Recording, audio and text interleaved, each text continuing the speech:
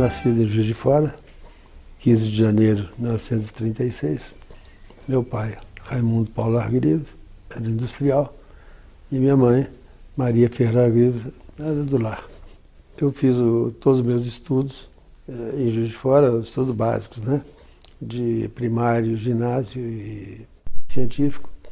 Em Juiz de Fora, estudei com os carmelitas na área primária e depois no Servo Verbo Divino, na Academia do Comércio. Eu fiz o ginásio no São José também. O meu pai chegou a ser vereador por 16 anos lá em Juiz de Fora. Mas eu me especializei mais, vamos dizer assim, foi da política estudantil. Sabe? Na política estudantil, eu fui presidente do diretório acadêmico no São José ainda, no curso secundário, e depois diretor do DCE, de Juiz de Fora. Fui presidente do diretório acadêmico do curso da Faculdade de Economia, e depois fui presidente do DCE, depois fui presidente da Federação Mineira, da União Mineira de Estudantes também. Sempre fui muito associativo, assim, então eu me entusiasmei pelo fato, estou dizendo, a política estudantil induz muito a política maior depois. Então, com isso, foi apesar de que, na época, né, universitária, realmente eu tive umas dificuldades na condução, porque eu era oposição à Uni. Então, e Minas também, era o sentido nosso lá mais conservador e tal. Então, quando eu fui presidente do Conselho da UEE de Minas, nós tivemos alguns embates feios com a Uni, nos congressos da Uni, quitandinha, que acabou em tiroteio. Então, nós tivemos, assim, bem tumultuado essa época. A divergência que existia é o seguinte, é que a União Nacional Estudante, na época, a Uni, eles tinham uma participação política eleitoral muito grande, sabe, de esquerda. Então, mesmo que não fosse de esquerda, mesmo que fosse de direita, mas eu não era de direita, mas eu era contra o envolvimento da entidade estudantil nessa área, entendeu? Então, por exemplo, no Congresso de Quitandinha, né, nós fomos até agredidos lá, sabe, porque eu exigia, foi talvez um arrobo de minha parte, mas na abertura a mesa era composta só de políticos, sabe? Então, não é que eu fosse pessoalmente contra eles assim, mas de qualquer forma, estava lá o Leonel Brizola, Francisco Julião, só aquela turma de esquerda agressiva compunha a mesa, né? Então, quando nós, presidentes das UES, eram chamados para também compor, eu me recusei aí por causa disso. Então eu disse na época que eu só iria se ele saísse da mesa. O que eu postulava é que nos congressos estudantis, por exemplo, fossem discutidos temas de interesse do ensino, de interesse da educação, de interesse dos estudantes realmente. Então, mas o que se discutia lá não era isso.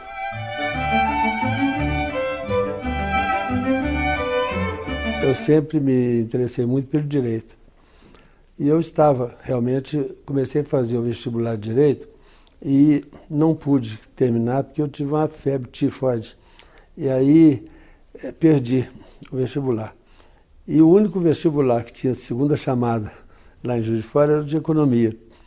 E eu falei, bom, eu não vou ficar parado, fiz o vestibular de economia. Chamou mais atenção é o fato de que a economia, ela é ao mesmo tempo, eu acho que o economista, ele é ao mesmo tempo um geógrafo, um historiador, sabe, um matemático, é um conjunto, sabe, isso aí me estimulou muito, eu gostei muito desse estudo, sabe, da economia como um todo. A política econômica é uma coisa muito bonita, muito bonita. Eu sabia que profissionalmente não era, pelo menos na época ainda, não era um grande atrativo, sabe? Faculdade de Ciências Econômicas da Universidade de Juiz de Fora. Me formei em 1962.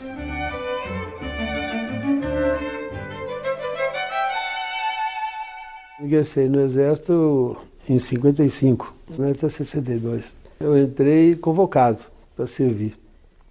E na época, então, já estava no científico, segundo grau. Né? E o Exército, bom, então lá dentro, durante o curso, o Exército, na época, o Marechal Lott, estimulou a formação de um quadro burocrata no Exército. O Exército não tinha quadro burocrata. A burocracia era feita por pessoal da tropa mesmo. E com isso estimulou a nós que estamos servindo. Bom, então nós íamos para o NPOR, CPOR, né? Mas ele acabou com o CPOR, justamente para poder estimular que nós tivéssemos segundo grau e tal. Nós fomos fazendo o curso de cabo, foi promovido a sargento, burocratas. Né? E na época, a gente ganhava bem. Então, como estudante e ganhando bem, acabou, mas nós tínhamos que ficar pelo menos 5 anos, concordar em ficar 5 anos. A outra opção, se nós não quiséssemos fazer o curso de sargento, viríamos fazer servir aqui em Ipameri, em Goiás. Não tinha Brasília ainda, então não tinha estrada. Então a opção era meio coercitiva, né? E nós então, minha turma, realmente nós não ficamos no Exército, mas eu acho que para o Exército foi bom. O período que nós ficamos, nós demos uma boa ajuda, mas todos nós que fizemos saímos depois para cursos superiores e tal.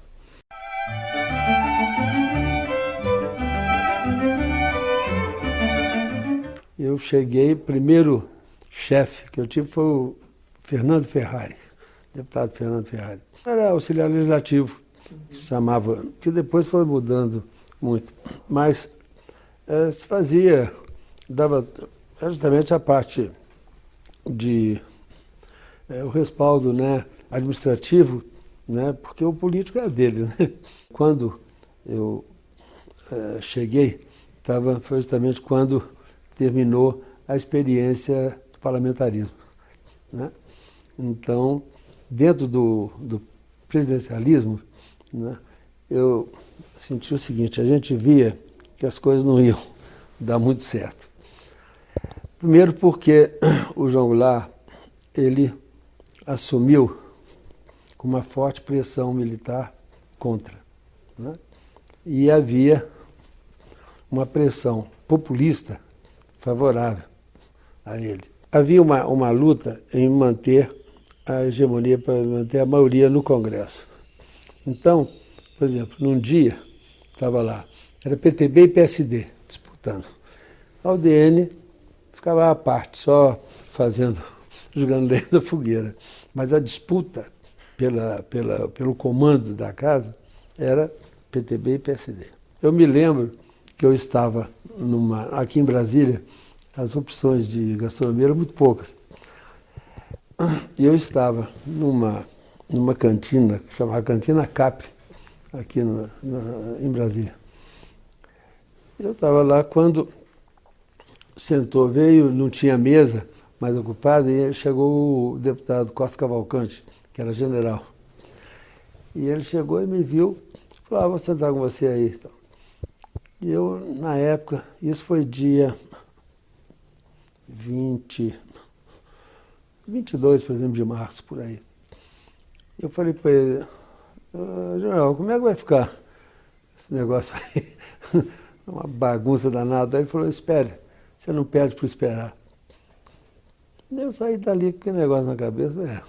Aí quando foi dia 30, eclodiu. Né? E aí veio aquela coisa de correria e prendendo deputado e cercaram a Câmara. Né? Então, nessa época, eu estava na direção de uma cooperativa do Congresso. Havia uma cooperativa de consumo, que eles eram um deputado japonês, Minoru Miyamoto, que era o presidente, e requisitou 4 funcionários da Câmara para trabalhar lá. E, olha, a coisa ficou tão complicada, porque nos atos institucionais, o ato institucional que veio e fechou o Congresso, ele estabeleceu que os deputados, né, eles passariam a receber 200, eu não sei mais a moeda na época, 200. Ele ganhava 1.400.000, era 1.400.000, vamos dizer que ele ganhava, e passou a ganhar 200 mil, né? Então, o Zé Bonifácio, que era o primeiro secretário, avisou para nós, falou, olha, estoca que vocês vão ter que alimentar deputado aí, porque não tem dinheiro para viver. Primeiro, na cronologia, houve o fechamento do Congresso, né? E aí, houve inicial aquela... Mas havia necessidade da abertura, porque os militares queriam fazer uma cobertura democrática ao assunto, então eles tinham que eleger o presidente da República. Então baixaram um ato institucional estabelecendo as regras de como o Congresso ia funcionar. Bom, se não houvesse esse tipo de acomodamento, vamos dizer, do brasileiro, eles simplesmente iam falar, não vamos eleger ninguém, não. Não, mas eles acharam aquilo uma grande abertura, um negócio sensacional. Então, não é engraçado que, às vezes, você via, coitado, que ele estava apavorado, com medo de perder o emprego, vamos dizer assim, né? Com dificuldade, inclusive, de subsistência que nós estávamos mantendo. Então, ele chegava e a gente falava assim, mas como é que vai ficar? Não é revolução, não é revolução. Não é bem assim. Você vê que abriu o Congresso vai funcionar e tal, mas tinha isso, quer dizer, a matéria que ia para ser votada, né, e a ordem para ser votada. Tinha inclusive o decreto-lei, que ele tinha o decurso de prazo, e o decreto-lei era o seguinte, passado determinado prazo, se não fosse votado, era aprovado. Era considerado como aprovado, não era considerado como rejeitado, entendeu? E era assim, quem escolheu, e era publicamente a abertura, pública, quem escolheu o candidato, né, era o Estado-Maior do Exército, era o alto comando do Exército, né? Nem era das Forças Armadas, o alto comando do Exército que escolhia. Então decidiram, vai ser o Castelo Branco. E o Castelo foi para lá, então o governo criou 2 partidos, criou a Arena e o MDB. E o problema era saber como é que ia botar gente no MDB. Então eles escolheram a listagem, esse tal, vão ser da Arena. Agora, esse daqui, outro, tem que ser do MDB. Mandava o cara ser do MDB. E às vezes o cara falava, não, eu não quero ser oposição. Vai, rapaz, senão você vai ser caçado. E aí, muitos foram para o MDB sem querer ir, né? Depois que eu saí do gabinete do Fernando Ferrari, né, eu fui nomeado secretário da Comissão de Economia da Câmara. E ele era, na época, tinha lá o Francelino Pereira, o Franco Montoro, né, o Álvaro Catão.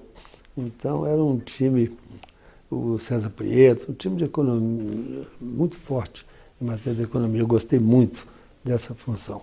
Eu fiquei olhando, meus colegas, todos, cada um corria para poder se ajeitar, o deputado que era da terra dele, então, pedir para trabalhar no gabinete dele, porque aí ganhava uma gratificação. E eu vendo aquilo, eu não conhecia ninguém. Então eu raciocinei comigo e falei assim, bom, eu vou preparar minha vida para o futuro. Então eu comecei a pedir transferência comecei a querer trabalhar em vários setores da Câmara para me especializar profissionalmente, porque o raciocínio que eu fiz é o seguinte, tem esse cargo político lá, mas o deputado perde o mandato, então termina o mandato dele na mesa, ele sai. E quem está com ele por isso sai também. Mas sempre eu pensava, pelo menos vai ter que ser técnico. E eu quero ser esse técnico. Então eu fiz um prazo comigo mesmo de 10 a 12 anos para isso. Então eu comecei a me especializar. De maneira que, não vou fazer falsa modéstia, mas realmente com 12 anos eu era considerado o melhor técnico do Legislativo. Aí eu fui trabalhar na liderança da Arena. Eu trabalhei na liderança da Arena. Quando eu entrei, era o deputado Raimundo Padilha, era o líder, né? Depois o Pedro Aleixo, Rondon Pacheco, Geraldo Freire, Marquesan, né? O Martini, Cantido Sampaio, Hernani Sátiro, eram esses. Depois, quando veio a eleição, né, para presidente, a eleição para presidente, que entrou, no caso, seria o Tancredo, o Sarney, eu fui para o PFL. Eu fui designado para o PFL. Antes disso, eu dei uma passada, cheguei a ser convidado para... Era o Pimenta da Veiga, até, que era o líder, me convidou para ir para o PMDB. E lá na Câmara tem esse detalhe interessante. Hoje não é mais assim, mas na minha época, inclusive pelo regulamento, nós éramos proibidos de exercer atividade político-partidária. Então, eu podia trabalhar na Arena. No que ele me convidou para ir para o MDB, eu iria normalmente e chegava no MDB com a mesma lealdade e tal, e nem pensava mais na Arena, porque o nosso papel como funcionário era com o Legislativo, com a Casa.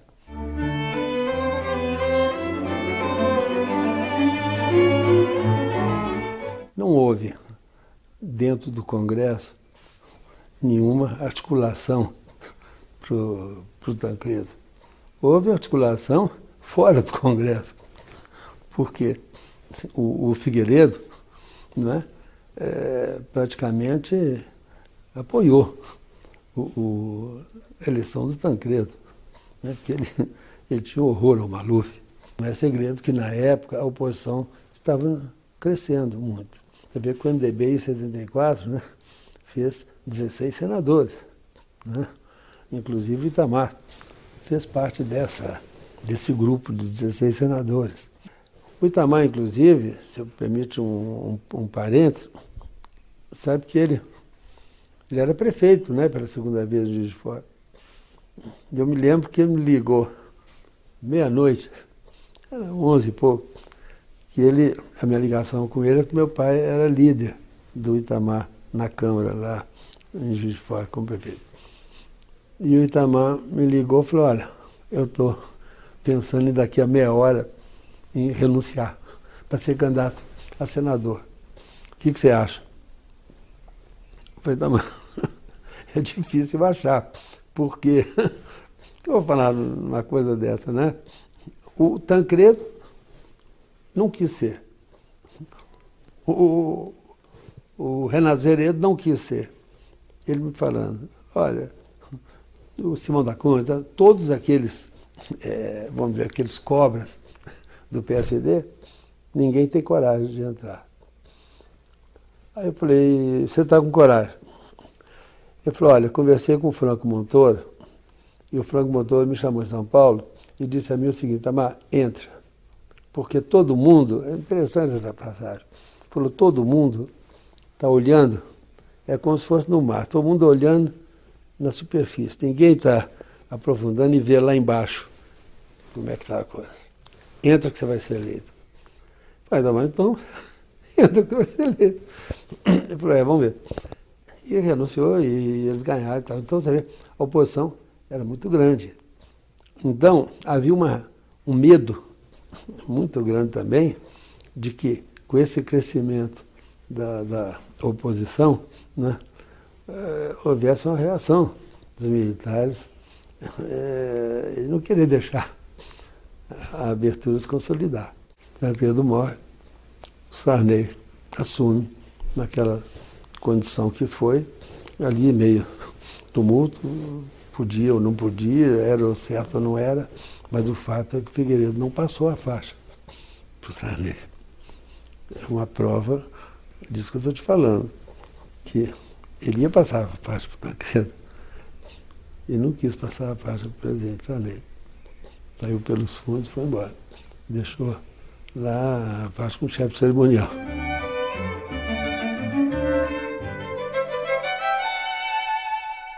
Eu não tinha ligação com o Sarney. Ligação assim, maior, sabia. Eu era funcionário e conhecia e tal, mas não tinha ligação pessoal. O Sarney, o presidente Sarney colocou como chefe da Casa Civil o deputado Marco Maciel, com quem também, na época, eu não tinha maior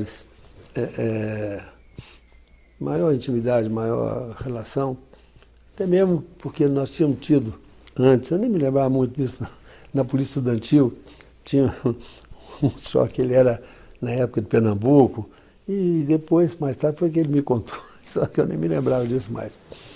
Mas o fato é que ele foi ser o chefe da Casa Civil. E ele pensou para a subchefia de ações parlamentares, em ter uma pessoa que tivesse muito grande relação no Congresso e conhecesse muito a casa e que não fosse vinculado a nenhum partido. E o diretor-geral da Câmara, que era o ministro Luciano Brandão Alves de Souza, era muito ligado ao Marco, porque o Marco tinha sido presidente da Câmara e ele diretor-geral. Então ele me indicou, falou que o Marco me convidasse. Então, o Marco Maciel me ligou, fazendo um carnaval. Eu falei, Susca, ele falou que precisava falar comigo. Ele me chamou na casa dele, eu fui lá e ele me fez o convite para ir ser o subchefe da Casa Civil. Foi assim que eu fui parar lá. Depois, ele saiu, né? Entrou o Ronaldo Costa Costa. Quando o Sarney assumiu, o Tancredo já havia se comprometido a fazer uma constituinte.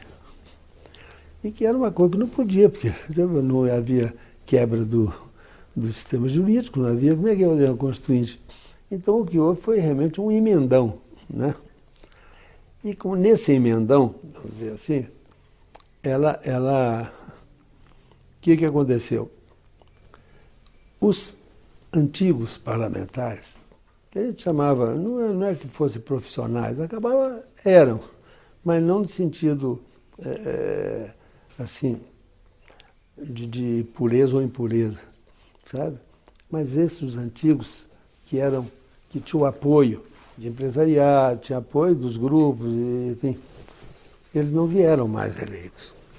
E muitos que vieram no lugar dele eram os que o apoiavam. Empresário funcionaram financeiramente e tal. Então, mudou muito o quadro do político, sabe, parlamentar. Porque aquelas figuras mais imponentes, que davam mais peso nas decisões do Congresso, né, já não vieram mais. Houve coisas assim que ninguém acreditava de ver. Por quê? Não sei se você se recorda do Centrão que houve lá. O Centrão, ele integrava o Centrão, PP, PCdoB, pessoal do PSD, do PDS, enfim.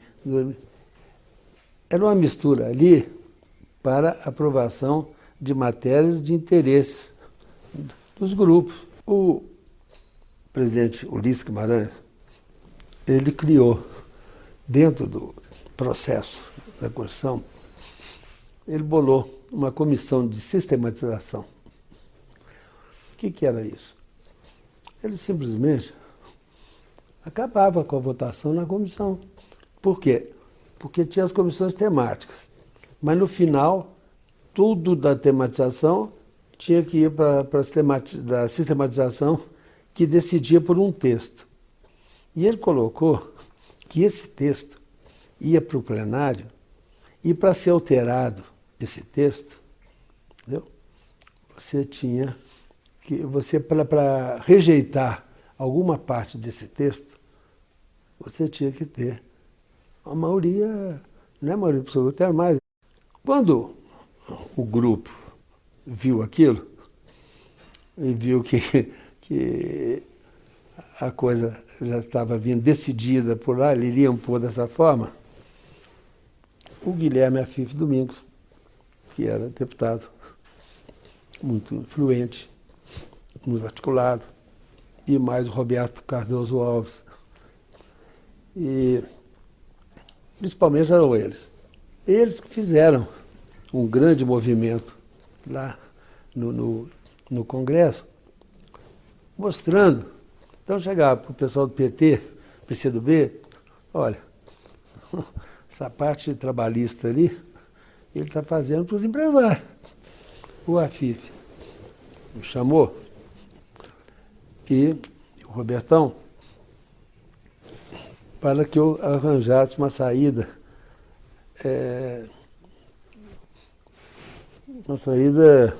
legislativa para isso, um texto. Então, foi aí que eu fiz a proposta de criar, de dar uma sistemática ao destaque de votações separadas, que é o DVS. O que era? O DVS era ao contrário do que o Ulisses fazia.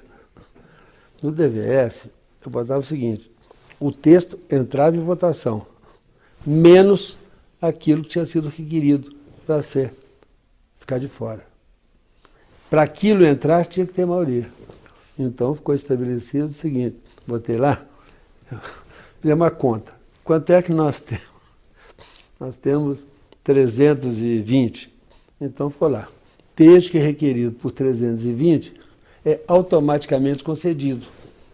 Porque se botasse em votação o requerimento, ele podia ser rejeitado nominalmente, simbolicamente. Então, no que você colocasse que sendo requerido por 320, automaticamente estava concedido, então estava resolvido o problema, porque estava concedido destaque e ninguém tinha como evitar a aprovação dele. Na Constituinte, eu que atuava pelo governo. E, na verdade, esse texto que eu ajudei a fazer, o DVS, eu não atuei como subsecretário do Casa Civil, foi como funcionário da Câmara, que eu conhecia e os deputados me pediram para fazer. É claro que se fosse uma coisa também que fosse contra os interesses lá nossos, eu não teria feito. Mas não quer dizer que toda a matéria, no caso que foi aprovado pelo Centrão, fosse a matéria que o governo queria. Não era. Porque quando terminou a votação, me lembro bem disso. Todo mundo sabe que o Sarney falou: com essa Constituição o país é ingovernável. Eu lembro disso. E você vê como as coisas eram divulgadas de forma equivocada, que até hoje eu vejo falar que na Constituinte o Sarney ganhou 1 ano de mandato. O Sarney perdeu 1 ano de mandato. O Sarney tinha sido eleito para 6 anos. E o Fernando Henrique, que era o líder lá, né, e o Markov e tal, eles queriam passar para 4. E nós negociamos, no final ficou em 5. Nós formamos um grupo. Formamos um grupo que a gente estudava esse assunto diariamente. Nós tínhamos uma tabela, era eu, o Antônio Carlos Magalhães, que era ministro das Comunicações, o Hugo Napoleão, que era ministro da Educação,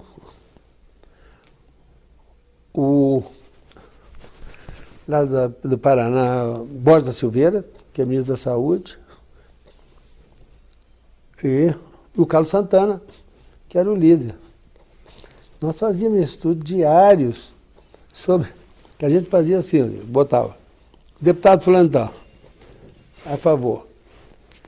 Para ser a favor, tinha que ser aquele que era a favor em qualquer hipótese. No exagero, mesmo que você fosse xingar a mãe dele, ele era a favor. E quem era contra, você podia cobrir de presente que ele era contra. Então, para a gente ter essa certeza, esse é a favor e esse é contra. Então tinha relação. E tinha os mais ou menos, e tinha os alcançáveis. Então nós tínhamos que trabalhar nos alcançáveis, porque os outros precisavam trabalhar, porque era decidido. Só para você ter uma ideia da natureza desse trabalho que era feito, que faltava 2 dias para a votação, nós chegamos e entregamos ao presidente o resultado, qual ia ser. E nós erramos por 1 voto.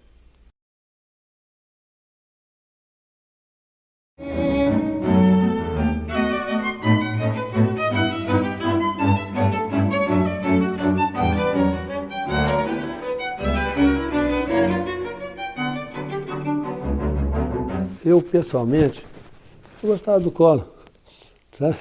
Porque ele foi deputado com 18 anos de idade e ele me consultava muito na hora de votar, ia lá me perguntar como é que é, me chamava de guru, brincava e tal. O Collor saiu por uma única razão. O fato é que ele realmente deu o impeachment nele, foi porque ele afrontou o Congresso. Eu conheci o Itamar quando ele era estudante de engenharia. Ele já estava saindo da engenharia, eu estava começando a economia. Então eu conhecia, assim, mais ou menos, não tinha ligação com ele. Como a ligação maior com ele começou, foi através do meu pai, que ele, vereador, líder dele lá na Câmara, né? E mesmo antes um pouco, porque meu pai, antes de ser líder dele, andou dando umas travas nele lá, o Itamar era meio sistemático nas coisas também. E eu fui chamado algumas vezes para ver se contornava. Então minha ligação com o Itamar vinha de lá. Aí quando ele veio eleito senador, ele me pediu para ajudar ele aqui, enfim, porque ele não conhecia nada aqui. Então eu ajudei a arrumar o gabinete dele, que era até, não só por causa disso, mas por considerar próximo de onde eu trabalhava também, qualquer coisa assim, dúvida, às vezes que ele tinha, ele me chamava e tal. Em abril de 92, eu estive com o Collor na casa do Ricardo Fiuza. Eu falei para ele, olha, eu vou lhe dizer uma coisa, não leve a mal, mas você não tem chefe da Casa Civil. Sem chefe da Casa Civil você não vai. Não bobeia não, que você não termina o mandato. Não, tá. E aí, passou. Quando foi? Em junho, eu conversei com o Itamar. Porque eles tiveram uma primeira rusga, foi por causa da Uzi Minas. Por causa da privatização da Uzi Minas. O Itamar não concordou, então eles romperam ali.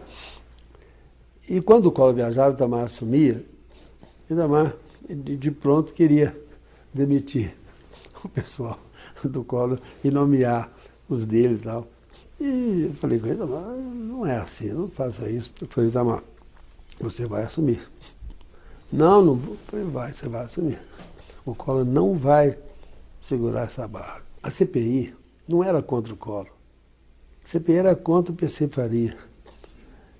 E o secretário particular dele, o Eduardo, eu me esqueço o nome, foi lá e falou sobre a Operação Uruguai, e o Collor veio a público e disse, o depoimento do Eduardo é o meu.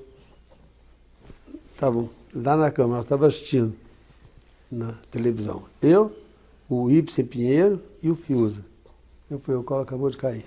Quando foi em agosto, uma coisa caminhando e tal, era lá para o dia 28 de agosto, por aí, a Câmara decidiu, foi dia 2 de setembro, creio.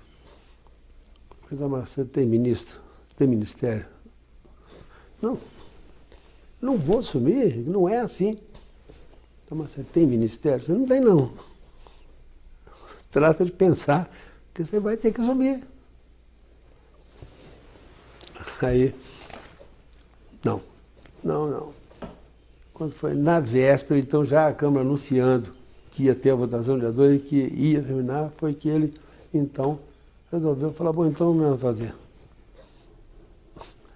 Aí foi que fizemos uma lista dos deputados e senadores que eram diretamente ligados aos temas dos ministérios e que ele inclusive me encarregou de fazer uma rearrumação, não é reforma administrativa, uma rearrumação. Eu achava naquela época, até então, que o melhor caminho era realmente tirar, ao contrário do que o Collor fez, era botar o Ministério saído do Congresso. Então nós colocamos assim, todo o Ministério era de parlamentares. independentemente do partido que fosse, mas linkado. Então o Brito era da Previdência, o Paulino Cício, Minas e Energia, né? O Hugo Napoleão, Comunicações. Né? A educação foi que ele falou, não, educação eu quero botar o Murilo Ring. Então colocou o Murilo Ring. Né? Então todos, e Fazenda também, não era do Congresso, mas estabeleceu também o seguinte, na área de economia, previdência, saúde, educação, não tem indicação política. Foi criticado porque ele botou como ministro da Fazenda o Gustavo Krause, lá de Pernambuco, e os paulistas não aceitavam.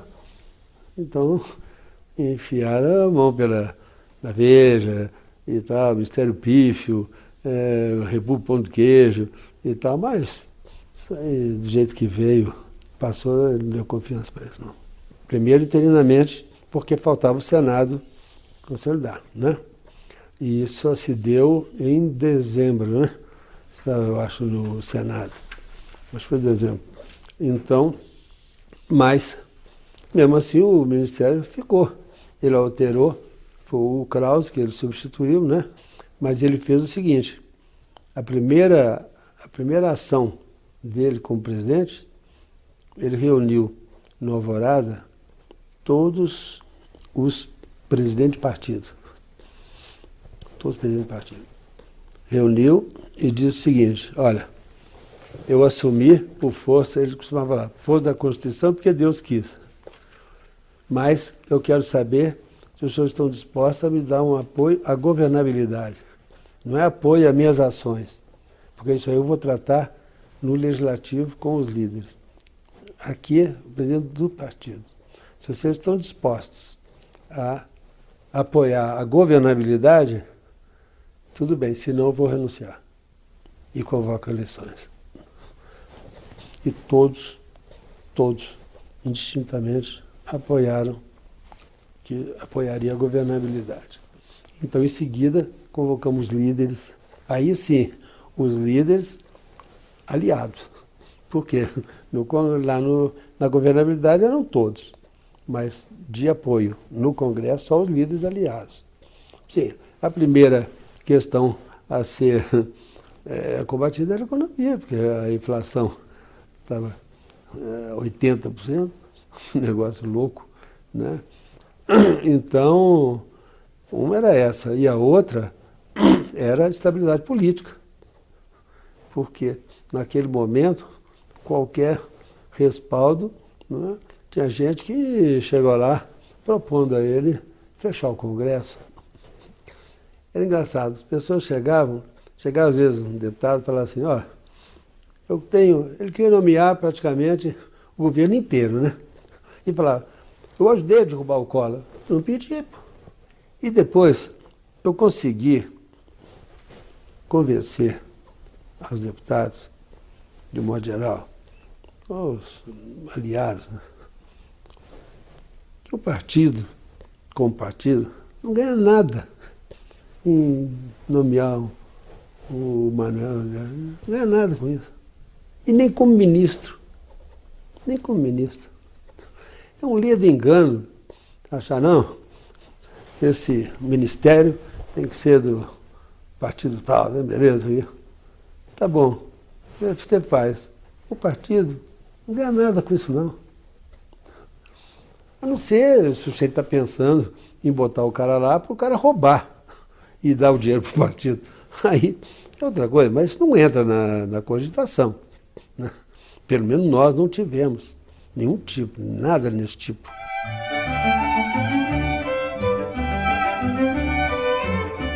Esse plano, na verdade, é a somatória de várias ações. O Krause lá atrás teve uma inicial, mas depois foi o Paulo Haddad, o Eliseu, né, que criou, o Eliseu até criou uma equação diferencial, esqueço o nome que ele dava para isso, porque ele enchia um quadro negro inteiro com as fórmulas da equação dele e tal. E foi que desagou na URV. que foi a base, né, de tudo isso. Depois o Paulo Haddad, e o Paulo Haddad acabou não ficando, foi por uma questão de uma divergência com o Banco Central e tal, foi por causa disso. E aí a equipe econômica era aquela que inclusive não queria. Aí veio o Recupero, né? E o Recupero falou que a equipe econômica tinha medo de lançar o plano, porque período eleitoral e tal. E o Recupero perguntou e o Itamar falou, não, se está pronto, vamos fazer. Foi um fato muito interessante, a troca do ministro da Fazenda. Porque naquele momento, o Recupero sair, estava também na hora da implantação do plano. A gente ficar sem o ministro da Fazenda, ou ficar naquela disputa, o Fernando Henrique queria que fosse o Pedro Malan, o outro queria que fosse não sei quem, não. Era um sábado, nós estávamos no Alvorada, aí toca o telefone, eu atendi, era o Ciro Gomes, ministro, era governador do Ceará. O Ciro Gomes falou assim, o ministro queria falar com o presidente. Eu falei, pô, não. Aí chamei, o Itamar sumiu, o Ciro falou com ele, presidente, estou te ligando pedindo, em nome da estabilidade, o senhor não demitiu o Recupero, porque vai ser um desastre e tal, e ele é um bom ministro, ele deu um azar, não sei o quê. O Itamar falou, governador, infelizmente, isso aí já está decidido. Ele já está demitido, já não há retorno. Aí o Ciro falou, e o senhor está pensando, o senhor me permite perguntar, o senhor está pensando em quem? Ele falou, estou em você. Aí falou, como? Estou pensando no senhor. Aí o Ciro ficou parado, falou, o senhor me dá meia hora? Dou meia hora. Desligou. Falei, Itamar, nunca você tinha falado nisso. Mas não tinha não, mas me deu vontade na hora. Aí meia hora depois o Ciro ligou, falando que aceitava, que estava renunciando ao governo. Surgiu aquela matéria da Veja, né, falando, esse assunto dos anões do orçamento, cara, era o seguinte, o camarada botava lá emenda no orçamento e na liberação ele pegava uma parte para ele. Aí, e quando eu li a matéria, no final, teve uma pergunta do repórter para o Zé Carlos, que era tem uma pergunta a ele dizendo assim, do governo Itamar, tinha alguém? Ele falou, não. Ele falou assim, e o Argrives? Ele falou assim, está na matéria, a resposta dele. Não, como ministro, não. Como funcionário da Câmara, eu acho que ele sabia que existia esse esquema. Aí abre a CPI, e volta e meia vinha um e falava. E aquilo foi me constrangendo, que eu falei, poxa, eu não posso ficar causando, eu não causei nada, mas eu usar o meu nome para atingir o Itamar. Aí eu fui. Aí ele foi uma sexta-feira. Ele estava no Alvorada, com a minha irmã até. Estava lá, eu cheguei lá e falei, Itamar, eu vou sair. Ele falou, mas como você vai sair? Eu falei, eu vou sair, Itamar. Eu não posso permitir, enquanto eu não sair, eles vão ficar te cutucando aí. Ele falou, mas você não fez nada. Foi por isso mesmo. Se eu tivesse feito alguma coisa, nem sei se eu fosse querer sair. Fui ao Congresso, procurei o Passarinho, que era o presidente da comissão. Falei, ó, entregar aqui a abertura dos meus sigilos, né? Placar, telefone, tudo o que for. Para investigar, tirar o Itamar dessa história. E no depoimento, inclusive, lá na Câmara, depois do depoimento, o relator perguntou ao Zé Carlos também, mas vem cá, explica esse negócio. O ministro Henrique Argrives fazia parte desse esquema? Ele falou, não. Mas eu achava que ele sabia que existia isso. Sabia, todo mundo sabia.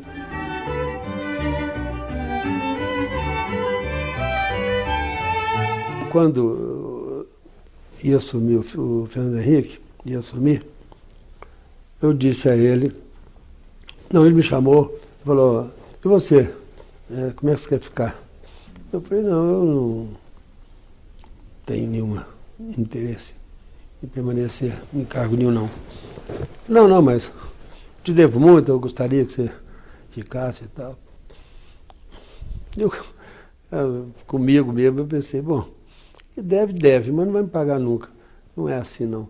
Mas, ele falou, não, bom, Petrobras, para mim, não dava, fora de Brasília eu não ia.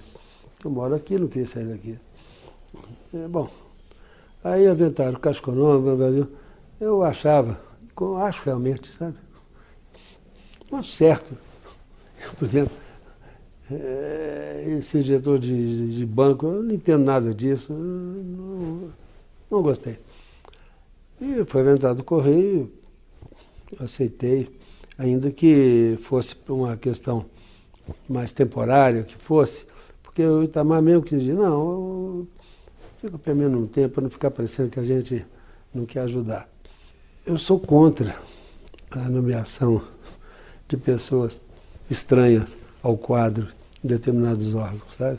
A primeira coisa que eu fiz foi, eu procurei o ministro Marcos Villaça, no Tribunal de Contas, pedi a ele se ele podia designar um auditor bom lá, que quando tivesse algum contrato que eu tivesse que assinar, que não fosse muito do meu conhecimento, eu ia passar para eles primeiro, para ele olhar para ver se eu assinava ou não. O Afif assumiu a direção do Sebrae, né? Então, como ele me conhecia da Câmara e queria um consultor legislativo, me perguntou se eu podia aceitar. Eu consultei o jurídico do Ministério das Comunicações se tinha alguma implicação nisso, né? Falou que não, porque o Sebrae não tinha ligação nenhuma com o Correio. Não havia nenhum conflito de interesse do Correio com o Sebrae. Que não havia nenhum problema. Então, fiz o contrato com eles. Logo em seguida, o Globo fez um estadalhaço danado, que era segundo emprego. Eu falei, não tá, tchau então. Então saí dos dois.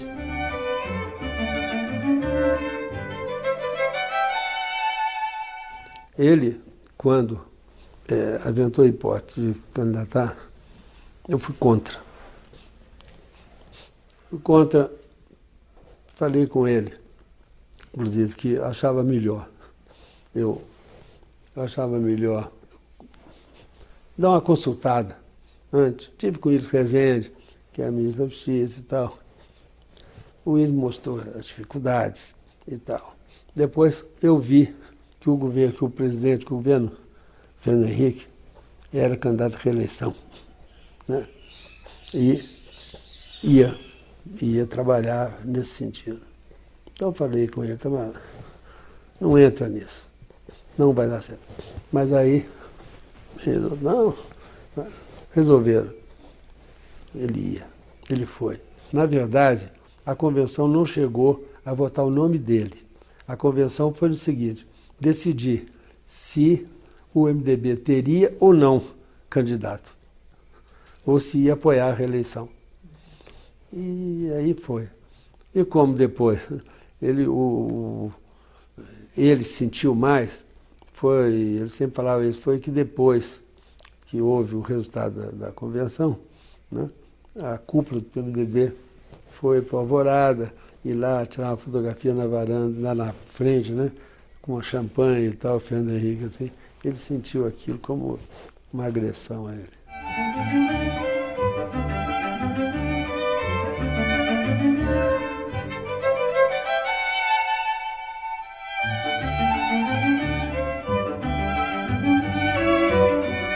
O Newton, como você está dizendo, era candidato.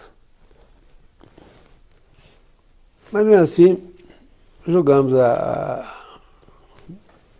o nome do Itamar como sendo possível candidato para disputar também, pelo MDB. E o Itamar já apareceu assim com um índice bem atrativo e o Newton não. Pensamos de forma que o Newton podia escolher ser ou candidato a senador ou candidato a vice. Claro, ele preferiu candidato a vice, como eu também preferiria, porque o senador ele ia ter que fazer a campanha do Senado. E para vice, se um ganhasse, ele ganhava também. Né? De pronto, havia débitos, né? Com funcionalismo, né? Havia um problema do Instituto da Previdência. Com o Instituto da Previdência, o Estado devia o Instituto da Previdência, porque houve o recolhimento de contribuições que não eram recolhidas ao Instituto. Né? Era utilizado para, segundo um pessoal do governo mesmo na transição, falava comigo, não, mas foi utilizado para pagar o funcionário. Então, o funcionário estava pagando ele mesmo. Mas, de qualquer forma, isso não podia. Havia uns problemas também de débitos com comidas de preso, né? Enfim, situação bem crítica, bem crítica. E havia problemas de dívida externa. Tinha que se pagar. E não tinha dinheiro. Não só a dívida interna, como a dívida externa. Empreiteiras tinha dívida desde a época do Hélio Garcia. Bom, procurou-se, então, conversamos e tal, no sentido de conseguir do Fernando Henrique, né, que ele concordasse em que a gente, porque você sabe que mensalmente o Estado tem que passar para a União uma quantia bem razoável de parcelamento de dívida. E nós pensamos em fazer uma proposta no sentido dele permitir segurar uns 3 meses que fosse, da gente não repassar, para poder respirar, para poder pagar as folhas, né? Mas não concordou, não. Ele mandou o ministro da Fazenda cuidar disso e tal, mas acabou, não fizeram. E o financiamento externo vencendo, contrapartida vencendo, e nós sem dinheiro para fazer. Foi quando então surgiu aquela questão da moratória. Primeiramente, organizando o sistema de arrecadação fiscal, que realmente o Trop fez um trabalho muito bonito e conseguiu realmente. Depois, as dívidas com as empreiteiras, nós resolvemos através de compensação de imóveis e tal, né? Vendemos alguns e como demos também imóvel em pagamento, de forma que ele pagou todas as dívidas. O fato é que, no final do governo, né, ele tinha feito, não fizemos grandes obras, mas fizemos 22 estradas e o Grande Hotel de Araxá, então, parte escolar da educação, e o Itamar passou o governo realmente sem dívida. Ele era candidato ao Senado. E, belo dia, eu vendo a televisão aqui, e apareceu o Quércia falando, dando certo, com a vitória do Itamar, não sei o quê. Eu liguei para ele e falei, não, o que é isso? Não, porque o Quércia esteve aqui, mas não vai dar em nada, não pode, não existe. Não, mas agora, enfim. O Quércia saiu com essa bobagem e tal, ia dar no que deu realmente, não tinha a menor possibilidade. Eles estavam, na verdade, querendo detonar a candidatura do Garotinho. E utiliza o Itamar para disputar com o Garotinho. Quer dizer, resultado. E eu falei com ele na época, falei, Itamar, vai acontecer, sabe o quê? Agora nem o Senado. Porque quem já não queria dar a candidatura ao Senado, agora vai ter um motivo para dizer, não, ele não sabe o que ele quer, saiu agora para o presidente, agora volta, quer o Senado, e deu no que deu. Uma convenção lá, ele tomou uma surra danada para o Senado. Eu nunca, até então, tinha participado de política partidária, como eu te falei antes. Lá o Itamar, como o Itamar entrou para o PMDB, acabou que nós nos filiamos também e tal, mas eu nunca tive a participação partidária. Até logo depois, eu saí de lá também, estou até no PPS, que o Itamar depois entrou no PPS, nos botou no PPS, sou do PPS até hoje. Mas realmente eu não tenho atividade partidária. Eu avalio que eu me sinto assim privilegiado, sabe? Porque na verdade eu vim para Brasília fazendo um concurso para ser funcionário da Câmara e meu grande objetivo, né, era justamente ser um bom funcionário público. Acabou que eu tive outras oportunidades, né? Tenho, enfim, consegui vencer profissionalmente, né? E pessoalmente, né? Eu tive oportunidades, uma família maravilhosa, né? Casado, uma esposa muito dedicada e muito companheira, né? E os filhos muito bons. Então, o que eu posso mais querer da vida? Não é isso?